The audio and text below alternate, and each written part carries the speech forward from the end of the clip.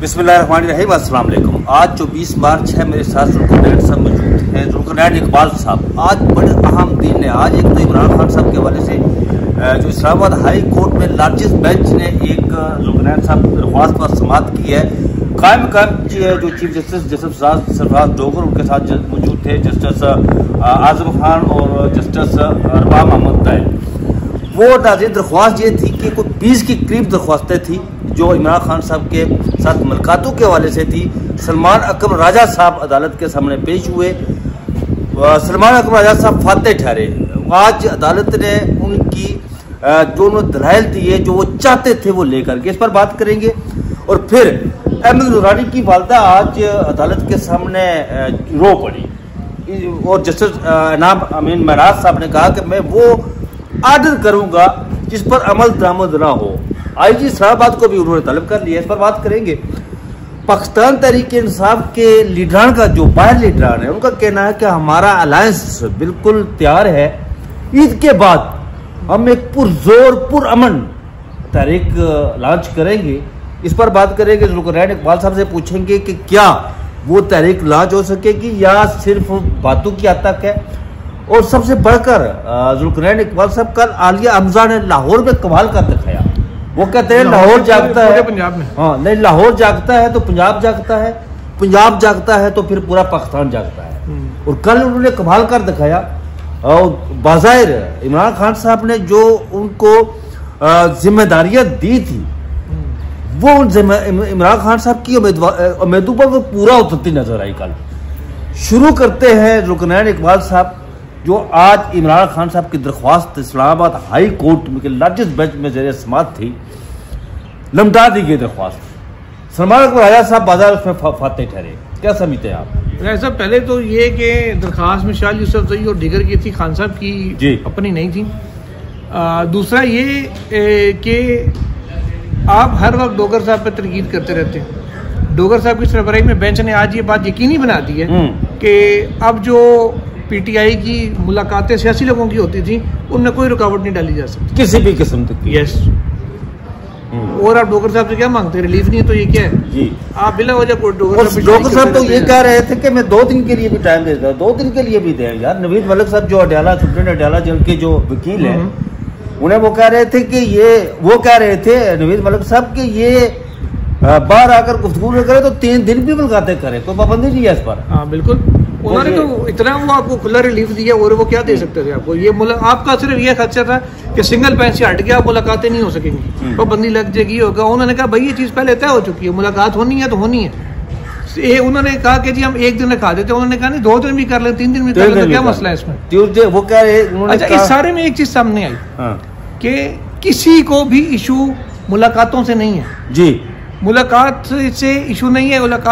Issue था media talk जो बल्कि मीडिया टॉक भी नहीं, मुलाकात था सोशल मीडिया टॉक से, क्योंकि वो टीवी पे तो चलती नहीं है। सही बात है। वो अखबार में छपती नहीं है, वो सिर्फ यूट्यूब के ऊपर आती है, ट्विटर के ऊपर आती है। उस पर ट्वीट्स होती हैं, उसके क्लिप्स ट्विटर के ऊपर आते हैं, वो यूट्यूब के ऊपर आती है। तो मसला सारे का सारा फिर वो जो कहते हैं हमारे एक दोस्त सोशल मीडिया से था। सोशल मीडिया तो बेसिकली सोशल मीडिया को कर्टेल करने की एक कोशिश की गई थी। लेकिन उसमें भी फिर मैं कहूँगा कि 2 चीज़ें बड़ी अजीब सी कन्फ्यूजन से फैली हुई हैं। एक ये कि जी डोगर साहब ने पाबंदी लगवा दी मीडिया टॉक के ऊपर, और सलमान अकरम राजा साहब ने हामी भर ली, ये बिल्कुल गलत है। इस्लामाबाद हाई कोर्ट ने 3 नुकदी बेंच ने सरबराही कायम मकाम चीफ जस्टिस सरफराज डोगर साहब नाज़रीन को क्लैरिफाई करें कि बहुत सारे ये कंफ्यूजन फैली हुई है। बात ही हुई थी, उन्होंने कहा अडियाला जेल इंतजामिया ने कहा जी ये बाहर निकलते हैं, बाहर आके वहाँ मीडिया टॉक शुरू हो जाती है, वहाँ मजमा लग जाता है, सिक्योरिटी थ्रेट्स है। इस पे उन्होंने कहा यार आप वहाँ ना किया करें टॉक, अब दफ्तर जाके कर लिया करें। तो बाहर मीडिया टॉक अब कोई नहीं होगी। सलमान अकरम राजा साहब ने कहा ठीक है जी, बाहर कोई नहीं होगी। अच्छा, 2 चीजें इसके अंदर भी हैं। एक ये कि पाबंदी मीडिया अडियाला जेल के बाहर लगी है, दरवाजे पे आके जो करते थे, वहां पे नहीं होगी। वो अपने दफ्तर में आके कर सकते हैं, कहीं भी कर सकते हैं, कहीं और कर सकते हैं। दूसरी बात ये कि जो PTI का पार्टी डिसिप्लिन है, वो सलमान अकरम राजा साहब ने अदालत को भी ये बात क्लियर की कि कि अलीमा खान साहिबा या जो नूरीन नियाजी साहिबा हैं या वो उस्मा खान साहिबा हैं, उनकी बहनें हैं, उनकी फैमिली मेंबर्स हैं, वो they are not in the discipline of Pakistan तरीके इंसाफ। वो बात कर सकती है वहाँ पर, वो वहाँ भी कर सकते हैं, वो कहीं भी कर सकते हैं। और वैसे आपस की बात है, खान साहब के जो ज्यादातर पैगामात है बाहर की, वो क्या सोच रहे हैं, क्या कर रहे हैं, वो अलीमा खान साहिबा बाहर मीडिया टॉक में देती हैं। उनके पार्टी वाले तो ज्यादातर मोटी सी को बात बताएंगे या इम्प्लीमेंट करेंगे चुप चुप पीते जाके, जो डायरेक्शन मिली होती है वो सारी बातें नहीं बताते होते पार्टी वाले। इसलिए ये चीज़ें मैं कह रहा हूँ क्लियरिफिकेशन जरूरी है। कंफ्यूजन फैलाई जा रही है, जैसे नंबर 1 सलमान अकबर राजा साहब के खिलाफ माज खुल रहे हैं कि ये आपको क्लैरिफाई कर रहे हैं कि असल में जो सलमान अकबर राजा साहब के खिलाफ जो माज खोला जा रहा है कि उन्होंने कोई हट्टी बंद करवाई, ऐसी बात नहीं है। सलमान अकबर राजा साहब बाजार आज फाते ठहरे, उन्होंने अदालत से वो लिया जो वो चाहते थे। अगर वो अदालत चाहती तो वो पाबंदी भी लगा सकती थी मुलाकातों पर कि भाई आप हफ्ते में 3 दिन करते या 4 दिन करते, आप नहीं कर रहे हैं, महीने में एक दफा कर ले, महीने में एक दफा कर ले, 2 हफ्तों में एक दफा कर ले। या फिर वो अदालत ये भी कह सकती थी कि मुलाकात के हवाले से कोई गुफ्तगू कोई बंदा बाहर आके नहीं करेगा किसी भी प्लेटफॉर्म पे किसी भी दिन। लेकिन उन्होंने कहा कि आप वहाँ पर जाकर बाहर न करें, अडियाला जेल के बाहर न करें, बाकी जहां आपका दिल करता है वहां जाकर बात करें, दफ्तर में करें, पार्टी ऑफिस में प्रेस कॉन्फ्रेंस बुला लें। वो और सबसे बड़ी बात नाज़रीन, जिस तरह ज़ुल्क़रनैन इकबाल साहब ने बताया कि जो इमरान खान साहब की जो बहनें हैं वो उस पार्टी डिसिप्लिन में नहीं आती। सलमान अकबर राजा साहब ने ये बात अदालत के सामने कही है और उन्होंने ये कहा है कि वो जहाँ चाहे जिस जगह चाहे वो गुफ्तगू कर सकते हैं। आज शेर हसन मरवत साहब भी वहाँ पर उन्होंने गुफ्तगू की करने की कोशिश की। उन्होंने कहा कि जी मैं इसमें वकील था, ये मुझे वकील नहीं करेंगे, लेकिन मैं कुछ कहना चाहता हूँ। तो जिस पर जस्टिस सरफराज डोगर ने ये कहा कि सलमान अकबर राजा साहब कोऑर्डिनेटर है, हम इनको सुनेंगे और मुलाकातें भी वो लोग करेंगे जिनके नाम सलमान अकबर राजा साहब देंगे। जी, सलमान अकबर राजा साहब जो जिनका नाम देंगे वो लोग मुलाकातें करेंगे। अच्छा, आते हैं अब थोड़ा सा वो बात करते हुए अहमद नूरानी साहब की जो वालदा आज वहाँ पर रो पड़ी, जस्टिस अनाम अमीन मनासिक। तो यार ज़ुल्क़रनैन साहब, इनका नाम बहुत लंबा है यार। अब मैं सोचता हूँ कि इसका नाम क्या लिए, जस्टिस अमीन साहब कर दे, जस्टिस अनाम कर दे यार। हाँ, जस्टिस अनाम साहब ने कहा जी कि मैं वो ऑर्डर करूंगा, मैं वो ऑर्डर नहीं करूंगा जो नहीं मानेगा, मैं वो ऑर्डर करूंगा जो सारे मानेंगे। यार ऐसा चीज ये है, मुझे राय साहब हमारे बड़े अच्छे दोस्त हैं, ये राजा साहब भी वो राजा साहब भी सही है। वकालत जाहिर है उन्होंने सारी पर वकालत की और हम लोगों का वकीलों से ज्यादा ताल्लुक होता है। तो राय साहब ने आज ये, मैं उनकी इस बात से इतफाक नहीं करता। देखिए, जब भी कोई इस तरह का वाकया होता है गुमशुदगी का किसी का, या हमारे कोई जर्नलिस्ट साथी या कोई वकील आगे पीछे होता है, तो जब भी मामला चल रहा होता है तो हमेशा हमने देखा कि हफ्ता 10 दिन 20 दिन टाइम में ऐसे ही लग जाता है। आज SHO को बुलाया जी, कल DSP को बुला लेंगे, परसों SP को बुला लेंगे, फिर IG को बुला लेंगे। हर बंदा आके 2-2 दिन का टाइम ले जाएगा तो 20-25 दिन निकल जाते हैं इस मामले में। तो वो जो प्रोसीडिंग लंबी हो रही है वो तो है, मैं उसके ऊपर बात नहीं करता। हर केस में ऐसे ही होता है ना, सितम ज़रीफ़ी है, इसलिए किसी एक पे चीखना जरूरी नहीं है जी। तो राजा साहब से मेरा जो मुझे चीज़ अजीब लगी, मैंने सुबह अपने वीडियो में भी ये बात कही है कि राय साहब ने 2 दफ़ा आज ये बात फरमाई कि मैं ऐसा ऑर्डर नहीं करूँगा जिसपे अमल दरामद ना हो। तो सर मेरा तो सिंपल सा एक अपनी वीडियो में मैंने सवाल उठाया था, अभी भी ये कह रहा हूँ राय साहब को कि सर जो भी जजेस हैं उन्होंने हलफ उठाया आइन और कानून के मुताबिक फैसला करने का, ऑर्डर देने का। अब आप वो आइन और कानून में रहते हुए अपने इख्तियारात को इस्तेमाल करते हुए ऑर्डर दें, ऑर्डर इम्प्लीमेंट होगा या नहीं आपकी सिरदर्दी अव्वल तो है नहीं। अगर फिर फर्ज करें अमल दरामद नहीं होता तो फिर अमल कैसे करवाना है? आइन और कानून ने बड़ा वाज़े आपको एक दिए हुए हैं कि आप कैसे अपने ऑर्डर के ऊपर इम्प्लीमेंट करवा सकते हैं। आप वो कानूनी रास्ते इख्तियार करें। आप डिप्लोमेटिक और पॉलिटिकल चीज़ों में क्यों इस तरह से जाते हैं कि यार मैं ये ऑर्डर करूँगा तो कोई मानेगा नहीं, ये वाला करूँगा तो शायद को मान ले, या मुझे इस प्रोसीजर पे चलने दे तो ऑर्डर शायद को माना जाए या 4 दिन लंबा हो जाएगा लेकिन ऑर्डर माना जाएगा। तो सर ये तो फिर वो हलफ वाली और आइन और कानून वाली तो बात ना हुई। फिर तो आप एक तरह से जिरगा करा रहे हैं कि चलो 2 एरिया चपेड़ा खा लो, 2 चपेड़ा उधर खा लो, तो फिर सुलह हो जाती। तो इस तरह तो मेरा ख्याल है वो मतलब मुझे इस चीज़ से इख्तिलाफ है। बाकी जो केस चल रहा है उन्होंने 27 को गालिबन बुलाया है, IG साहब को 26 को कि जी IG साहब आएंगे, IG साहब आएंगे जी हम तफ्तीश कर रहे हैं, हम इंक्वायरी शुरू कराते हैं। और फिर काम आगे निकल जाएगा। पर वो केस के मेरिट्स हैं, उसके ऊपर मैं नहीं जाता। हर केस में ऐसे होता है, पंजोथा साहब का देख लें, उससे पहले वाले देख लें, केस के मेरिट्स तो ऐसा ही होता है। लेकिन ये मुझे ये बात बड़ी अजीब लगी कि मैं फैसला वो करूंगा, ऑर्डर वो दूंगा जिस पे अमल होगा। ये बिल्कुल ऐसी बात है। मैं आपकी बात से 100% इत्तेफाक करता हूँ। जुल्करनैन साहब के आइन और कानून जो कहता है उसके मुताबिक जज ने ऑर्डर करना। अगर देखिए सीधी बात है, अगर आइन के मुताबिक या जो 199 में ये रिट पिटीशन अलाई नहीं करती, आप डिसमिस कर दें। हाँ, डिसमिस कर दें। अब कानून अगर कहते हैं कि दरखास्त काबिल समाअत नहीं है, आप डिसमिस कर दें, फिर हम जबरदस्ती तो नहीं कराएंगे ना। अच्छा, आपने नहीं दी, आपने सुनी सुननी है। जुल्करनैन साहब अब आते हैं, 3 खबरें बाकी हो रहे हैं। एक तो नाज़रीन आपको बताते हैं 2-2 मिनट की, उस पर 2-2 मिनट लेंगे। एक तो जुल्करनैन साहब ये है कि जो पाकिस्तान तहरीक इंसाफ कह रही है कि हमारा अलायंस जो है वो बन चुका है कि ईद के बाद पुरअमन तहरीक चलाएंगे, एहतजाजी तहरीक चलाएंगे। वैसे ये बात तो है कि पाकिस्तान तहरीक इंसाफ या इमरान खान साहब जब भी कॉल के लिए कहते हैं, अब देखिए 5 अक्टूबर को कॉल है दी, उन्होंने लोग निकले, 1 महीने के वक्फे के बाद उन्होंने 2 महीने के वक्फे के बाद उन्होंने नवंबर को कॉल दी, तब भी लोग निकले।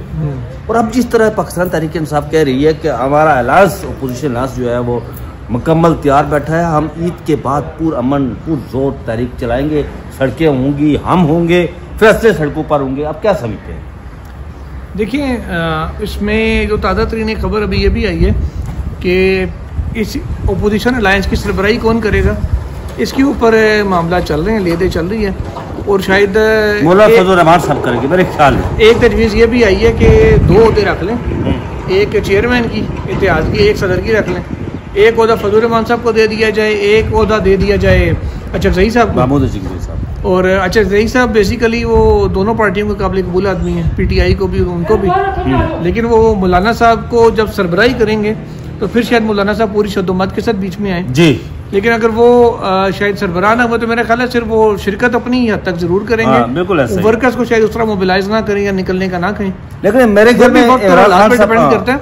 और इसकी मेरा ख्याल है अलायंस की जो सेक्रेटरी जनरलशिप है ये शायद PTI के हिस्से में आ जाए, तो 3 बड़ी जमातें तो यही है। लेकिन मेरे ख्याल में इमरान खान साहब इस बात पर इत्तेफाक कर लेंगे। देखिए, फैसला तो इमरान खान साहब ने करना है ना। मामला जिस तरह आप कह रहे हैं कि वो सरबराही पर बात अटकी, उसका फैसला इमरान खान साहब ने करना है। अब देखिए, यहाँ पर एक अहम नुक्ता है जुल्करनैन साहब। नुक्ता ये है कि सरबराही मिलती है, जिस तरह आपने फरमाया सरबराही मिलती है मौला फजल रहमान साहब को, तो मौला फजल रहमान साहब के पास स्ट्रेंथ है, वो पूरी भरपूर कुव्वत के साथ शिरकत करेंगे। अगर सरबराही मिलती है मौला फजल रहमान पर राजी हो जाएंगे, वो चाहते ही यही है। क्योंकि महमूद अजगरी साहब सड़कों पर बंदे नहीं निकाल सकते, उनके साथ वो कुव्वत नहीं है, वो ताकत नहीं है। वो शायद बलूचिस्तान की हद तक हो लेकिन यहाँ पर नहीं है। मौला फजल रहमान साहब यहाँ पर भी निकाल सकते हैं बंदे, वो जहाँ चाहे पाकिस्तान के अंदर जलसे भी कर सकते हैं, बंदे भी निकाल सकते हैं। मौला फजल रहमान साहब, मेरी अपनी जो असेसमेंट है, मेरी अंडरस्टैंडिंग है कि सरबराही मौला फजल रहमान साहब को दे दी जाएगी और फिर सड़कें होंगी, यही अपोजिशन होगी और फिर फैसले सड़कों पर होंगे, फिर दमादम हमारे ब्लॉग होंगे और चल गए थे। अच्छा, आगे आते हैं, गर्मी होगी, टांग छोटे होंगे, आगे आते हैं जुल्करनैन इकबाल साहब। एक तो बलूचिस्तान के हवाले से भी बात करेंगे हम। मौलाना फजल रहमान साहब ने कल बड़ी ही एक जो बात की है ना, वो बड़ी अलार्मिंग बात की है उन्होंने। मुझे तो बड़ा शॉक हुआ बात सुनकर। मौलाना फजल रहमान साहब ने कहा कि बलूचिस्तान के अंदर इलाकों में उन इलाकी पसंदों के ऊपर इतनी अददी अक्सरियत आ चुकी है कि वो बलूचिस्तान को अलग भी कर सकते हैं। अल्लाह माफ करे। नहीं, मौलाना फजल रहमान साहब ने ये बात कहा, ये काम बोले हैं वो, ये कल मैं खबरों से बहुत दूर अफसार आलम साहब के प्रोग्राम में बात की ना उन्होंने। अच्छा। अफसार आलम साहब के प्रोग्राम में उन्होंने ये बात की। उन्होंने कहा कि ये बात किसी को अच्छी लगे या बुरी, लेकिन जो रियलिटी है वो यही है, हमें इस पर मिल बैठना होगा तमाम सियासी क़यादत को। फिर उन्होंने ये भी कहा कि मुल्क को गंभीर मसाइल से सियासी दिमाग निकाल सकता है, फौजी दिमाग नहीं। ये बात उन्होंने की अफसार आलम साहब के प्रोग्राम में। आगे चलते हैं। ये नाज़रीन जो मैंने आपको बताया, इस पर हम बहुत दफ़ा ये बात कह चुके हैं कि जो बलूचिस्तान का मामला है, बलूचिस्तान जो बलोची हमारे भाई वो बड़े प्यार और मोहब्बत वाले लोग हैं। हमारे अरबाब अख्तियार को चाहिए कि मुकालमा करें, उन्हें मेज़ पर बैठाएं, उनकी बात सुने, उनके साथ गुफ्तगू करें। प्यार और मोहब्बत से ये मामला हल होता है, मुकालमे से ये मामला हल होता है। क्योंकि देखिए, मैं अपना ओपिनियन दूं, मैं बड़ी खुल के बात करता हूँ। देखिए, जो लोग तो कैटेगरी नाराजों की 2 किस्म की है। एक वो हैं जो कहते हैं कि भाई हम आपसे नाराज़ हैं, आप हमारे ये तहफ़्फ़ुज़ात इनको दूर करें। मसलन अगर वो कहते हैं कि जी हमें रॉयल्टी हमारे सोर्सेज पैसे दें, ठीक है, उनका राइट है, उसके ऊपर उसको डिनाई किसी ने नहीं किया, लेकिन उनको देते नहीं। वो असल में मसला यही है। उसका मैकेनिज्म बन सकता है कि यार क्या मिल सकता है, कितने अरसे में मिल सकता है, क्या क्या स्टेप वाइज आपको बढ़ाई जा सकती है। उनके जॉब्स का इशू है, फाइनेंशियल इश्यूज हैं कि इंफ्रास्ट्रक्चर का इशू है कि हाँ स्कूल नहीं है, अस्पताल नहीं है, दवाइयाँ नहीं है, सब कुछ है। ये सारी वो चीज़ें जो बेहतर की जा सकती हैं, लॉ एंड ऑर्डर का इशू वो बेहतर हो सकता है। ये वो लोग हैं जिनसे आपने सिर्फ बात करनी है। वो अगर आपको चाहे बैठ के गालियाँ भी निकाल दे, आपने चुप करके सुनने नहीं आया, चलो खैर मसला हल करना है, ठंडे दिमाग से उनके साथ बात करनी है। एक वो लोग हैं जो सिर्फ और सिर्फ एक ही बात कर रहे हैं, BLA टाइप, जो कहते हैं जनाब बस पाकिस्तान यहाँ से चला जी, हम जाने बलूचिस्तान जाने, नहीं भाई, उनके साथ बात नहीं होगी। फिर वो अगर बात करने पे तैयार हैं, कौमी धारे में आने पे तैयार हैं, तो ज़रूर बात करें। जो सिर्फ और सिर्फ जिसका एक ही काम है, जो यहाँ से मजदूरी करने गया पकड़ के, मैं आपकी इस बात से इत्तेफाक करता हूँ, लेकिन एक बात है ना जी, अगर वो BLA कहते हैं कि हमें दें जी, उनका अगर ये इशू है कि वो वसाइल मांगते हैं, अपना सारा कुछ मांगते हैं, तो फिर उनके साथ बात करें ना, बैठ कर। अगर BLA सिर्फ ये कहते, BLA उस टाइप के लोग अगर वो ये कहते हैं कि जनाब पाकिस्तान यहाँ से चला जाए, हम आज़ाद करवाएंगे, ये तो गलत बात है। ये तो इस पर तो फिर बात हो ही नहीं सकती, इस पर बात नहीं सकती। बिल्कुल मैं आपसे इत्तेफाक करता हूँ। सबसे आखिर में जो आलिया हमजा ने कल कमाल कर रखे लाहौर में, पंजाब पूरा। अच्छा देखिए, एक चीज़ है, मैं एंड पे ये बात करूं, जब भी PTI ने ये खान साहब की गवर्नमेंट जाने के बाद ऐलान करके तशहीर करके कोई काम किया ना, उसमें वो पब्लिक तो नहीं कराती, लेकिन उसका रिजल्ट नहीं निकलता या इम्पैक्ट नहीं डलता उस तरह। अब जैसे आप कह दें कि जब हम जुम्मे को रैलियाँ निकालेंगे नमाज के बाद, अच्छा वो जुम्मे तो पहले जुम्मे रात सारी अंदर होता है, ये भाग जाते हैं, अंदर हो जाते हैं, जो 4 निकलते हैं वो फड़े जाते हैं। अब कल उन्होंने ये किया 23 मार्च की, यार अफ्तारी के बाद सारे चुप चुपी तो निकलो, अपनी तंजीमों को एक्टिव किया उसने। वो निकले, कुछ 4 सड़कों पे बाइक चलाए, झंडे उठाए, नारे लगाए, वहीं से वापस अपने अपने घरों को। जितनी देर में सारे अलर्ट हुए, इंतजामिया को है कितों आ गए, उतनी देर में पता लगा बाहर से कोई नहीं, कम आ गए। तो ये वो जो एक एक्टिविज्म थी ना, एक्टिविटी पंजाब लेवल पे जनरेट जो आलिया हमजा साहिबा ने करवाई है, वो ये आलिया हमजा जैसी ही किसी डायनामिक दलेर औरत का काम था। वो क्या लेके असल में आलिया हमजा साहिबा ने जितना औखा वक्त गुजार लिया, एक शहर से दूसरी जेल, दूसरी से तीसरी, चौथी से 5वीं जेल, वो इससे आगे क्या कर सकते हैं। ये बात यार, मुझे पुलिस ने 8-8 घंटे कहती है हमें धूप में वो प्रिजन वैन के अंदर रखा, टीन के डब्बे के अंदर, हमें ना कई दफ़ा हमें खाना नहीं मिला, कई दफ़ा पानी नहीं दिया गया, हमें जानबूझ के सजा दी गई, इस तरीके से जलील किया गया, एक से दूसरा शहर फिराया गया, धूपों में की, गर्मी के अंदर हमें वो रखा, ना पानी दिया गया ना कुछ। तो कहती है इससे ज़्यादा हमारे साथ तो क्या कर लेंगे। तो वो सारा कुछ आलिया हमजा की यही एक्सपर्टीज, उनकी एक्सपर्टीज 2-3 बड़ी एक्सपर्टीज। एक तो वो जिनके बारे में ये बताया जाता है कि वो अपने अलका जाति सियासत में जोड़ तोड़ की बड़ी माए है, ये उनकी एक्सपर्टीज के है। उसी हवाले से एक प्लस पॉइंट है उनकी दिलेरी भी, बहादुरी भी, जिसकी वजह से इमरान खान साहब ने उन्हें एक जिम्मेदारी दी और उस जिम्मेदारी पूरा करने में वो कामयाब हुई। इमरान खान साहब की उम्मीदों पूरा उतरी। तो नाज़रीन, अब तक के लिए यही था जो मैंने ज़ुल्करनैन इकबाल साहब ने आपके सामने रखा है, तमाम सूरत हाल आपके सामने रखी है। मज़ीद खबरों के साथ इंशाल्लाह हम फिर हाज़िर होंगे। मुझे और ज़ुल्करनैन साहब को इजाज़त दीजिए, अपना बहुत सारा ख्याल रखिएगा। अल्लाह हाफिज़।